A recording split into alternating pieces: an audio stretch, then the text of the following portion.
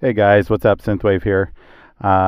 Just real quick, I thought I'd post this video because I was poking around in the game files just to see if there was anything new, and sure enough, I came across some little tidbits here. So I just thought I'd share them with you all real quickly.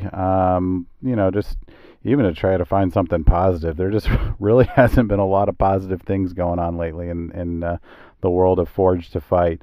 So I thought I'd try and share some things with you guys and see if we could kind of rekindle a little bit of the excitement that's been missing lately. So let's just get right to it.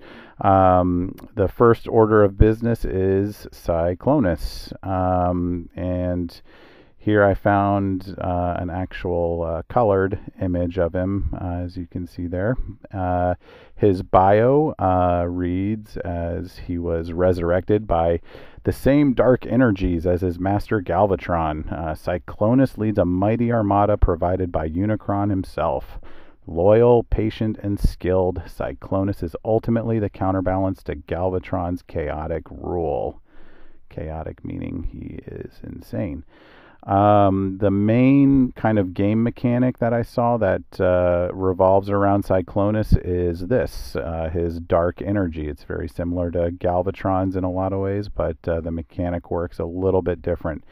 It grants increased attack rating and powers the dark field. Each bar of power grants Cyclonus a dark energy charge, increasing attack rating by X% for X seconds. Dark energy grants Cyclonus X percentage of critical damage. As you can see, criticals, dark energy grants Cyclonus X% critical damage. We don't really know what those numbers are yet. The kind of next sort of thing that revolves around his dark energy is his nullification abilities. When Cyclonus gains dark energy or completes a full melee combo with dark energy active, his dark field pulses. The dark field inflicts dark burn, dealing X% of attack as instant energy damage, and has an X% chance to nullify an enemy buff. And if the opponent is unstoppable, this chance also increases to an undisclosed amount as well. Here's the other cool thing that I saw. If an opponent with an unstoppable buff dashes towards Cyclonus, he instantly gains dark energy, nullifies the unstoppable buff, and inflicts stun for X seconds. That is pretty cool. That is an instant anti-Motor Master, anti-Tantrum game mechanic right there. That's pretty cool. Next, revolving around the non-dark energy stuff, his melee hits. After landing X number of melee attacks, Cyclonus gains a melee bonus, increasing damage from melee attacks by X% for X seconds. Physical resistances, since he is attack bot.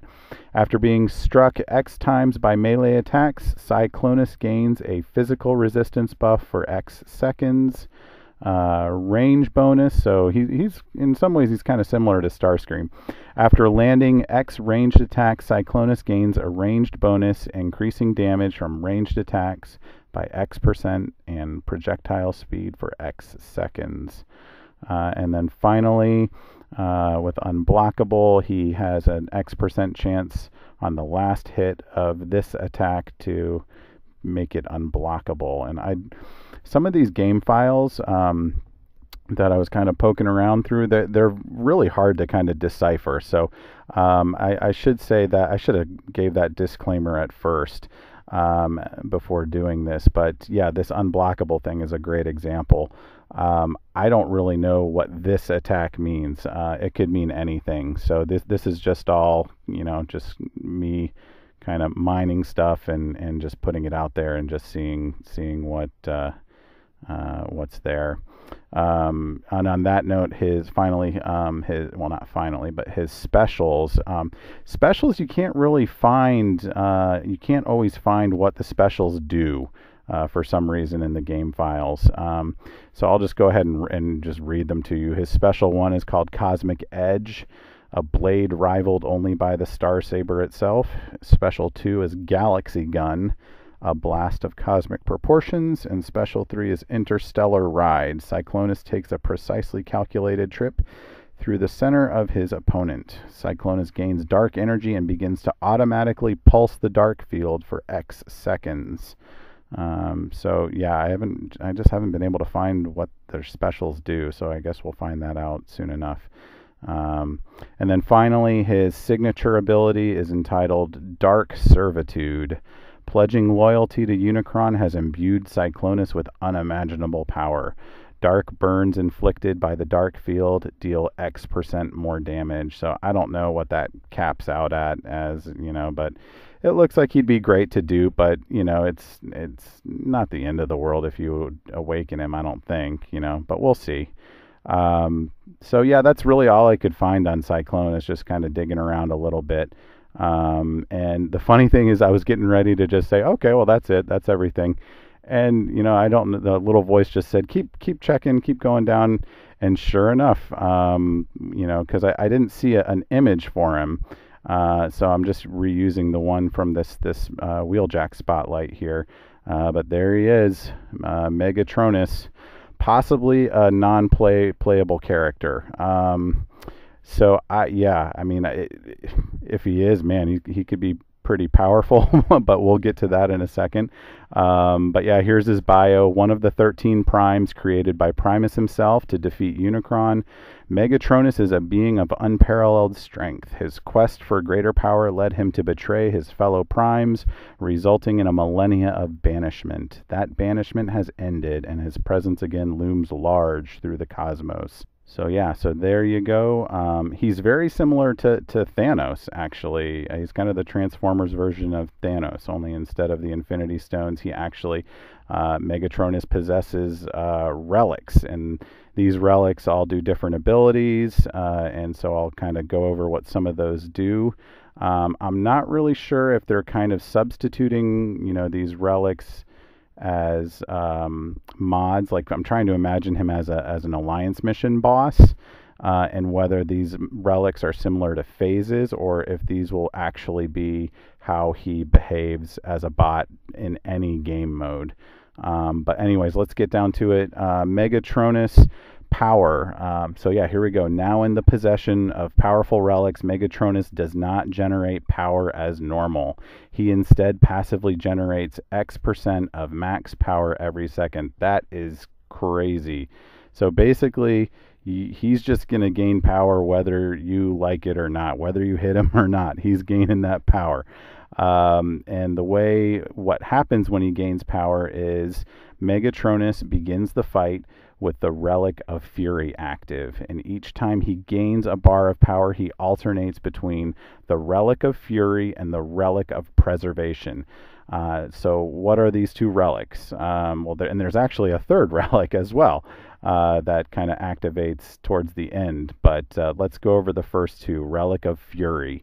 It grants X% attack rating and reduces the opponent's block proficiency by X%. Also has X% chance to steal X% of the opponent's current power. Special attacks also have X% chance to steal X% of the opponent's current power as well. So that basically makes him hit harder, hits through your blocks harder, and he also has a chance to steal your power as well. So that is the Relic of Fury. So when he gains one bar of power, so he starts with the Relic of Fury, he gains a bar of power, and then it immediately switches to this next relic, which is called the Relic of Preservation. And that grants X damage resistance and limits the amount of damage Megatronus can receive in a single blow to X% of his max health. Also, he has the X% chance to steal life from the opponent equal to the X percentage of their max health. Special attacks have an X% chance to steal life as well from the opponent equal to the X% of their max health. So yeah, so I hope those percentages are going to be low, because I don't like the idea of him stealing life from me. And so those kind of they alternate between the bars of power. So every time you gain a bar, it switches. And then finally, he has a third relic known as the Matrix of Immortality. And once per fight, when Megatronus hits 10% health, he activates this Matrix of Immortality in addition to his other relics for X seconds. And while this relic is active, Megatronus is indestructible and immune to all damage. So not only does he get this, he's immune, but he gains all 3 relics at once. So he can, do a lot of damage when you kind of back him into a corner and he's ready to die. So those are his basic abilities. Let's take a quick look at his signature abilities. And yes, abilities, plural. Megatronus has at least 2 signatures that I was able to find, and so we'll go over those real quickly. The first one is called Obey. When Megatronus gains a bar of power, he has X% chance to gain the Relic of Obedience, preventing the opponent from activating buffs or debuffs for X seconds. Additionally, buffs and debuffs the opponent activates when the relic is not active are X% weaker. So even when this Relic of Obedience isn't active, the buffs and debuffs that you have, that you can either put on yourself or put on him, are going to be weaker. That's bad news. So that's his first signature. His second signature is called Order. When Megatronus gains a bar of power, he has X% chance to gain the Relic of Order, which grants Megatronus an X% chance to copy, and that's not steal, all buffs on the opponent and the debuffs on himself, and apply those to the opponent for 5 seconds. So again, this guy is just bad news. I don't know how he's going to play. We'll see how it goes in the spotlight, or however they're going to feature him.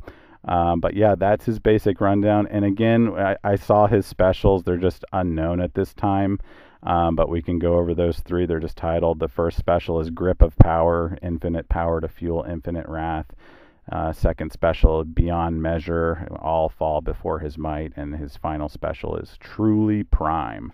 Your final days are at hand. And man, what a way to end it on that note. It does sound like, based on what we just read, that our final days are indeed at hand. So there you go, guys. The Cyclonus and Megatronus, quick sneak peek on there. Hope Kabam doesn't mind that I did that, given the state the game's in right now. I feel like I'm doing them a favor, so I hope they won't give me any static about posting this stuff.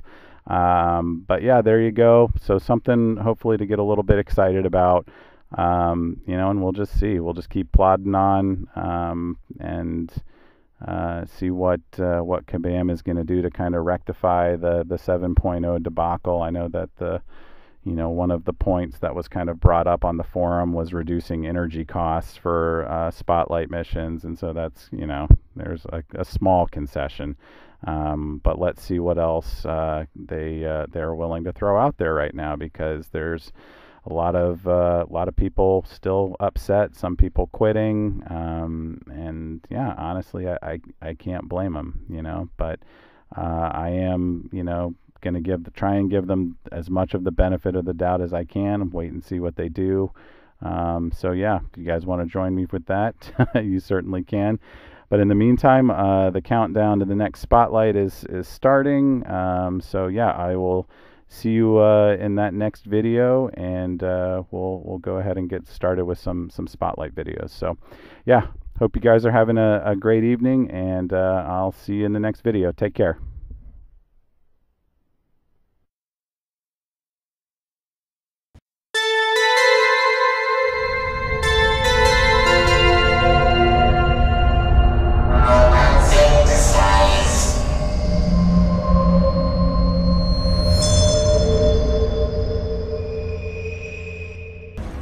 Enjoy your final days, Transformers, because in the end, no sentient being lasts forever. Well, almost no sentient being.